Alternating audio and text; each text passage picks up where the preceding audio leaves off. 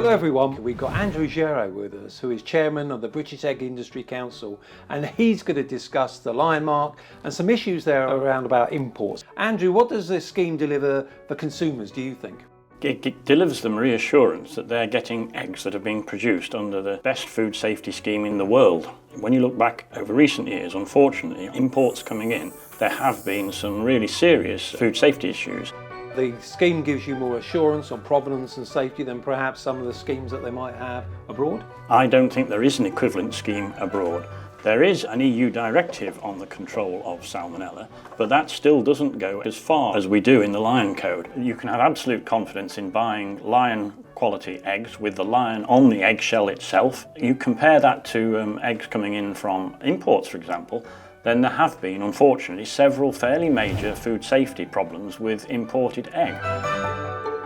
The UK is signing trade deals all over the place. Is it likely to make things more or less complicated for the British companies and consumers? I think we have a major concern with not just food safety concerns, there are also animal welfare concerns. There is an EU-wide animal welfare directive which does set a minimum standard for keeping hens, even though we exceed that in some areas. But when you look around the rest of the world, very often there's no legislation at all, and mostly they'll be producing eggs in conventional battery cages which were banned over 10 years ago. So that's a real risk to us.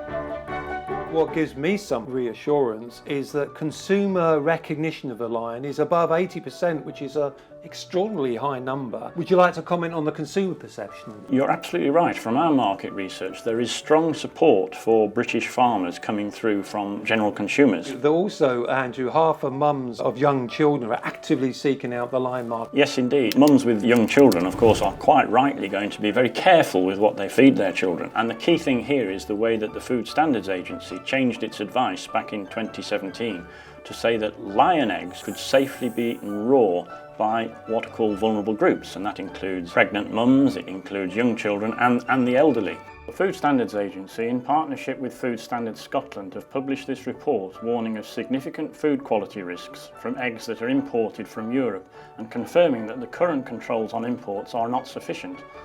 So to protect consumers, particularly those in the vulnerable groups, we strongly urge responsible businesses to ensure that they are sourcing British lion eggs and lion egg products which are clearly marked on the packaging and on the shell to ensure that they are selling and serving safe eggs. We've gone through a terrible pandemic. I know in the early part of the pandemic, imported eggs were brought into the country. What did the consumers think about that? Initially, because of the number of people working from home, shell egg sales shot up, and in certain cases, some retailers then put foreign eggs on the shelves. They actually didn't sell very well, so that tells you that consumers would only very reluctantly buy imported egg. Thank you for your great insight. There are a lot of things I've learned there, and you've emphasised the need to look for British lion egg if you're thinking about safety, quality, provenance and welfare. It's a great product to buy. Thank you very much, Andrew.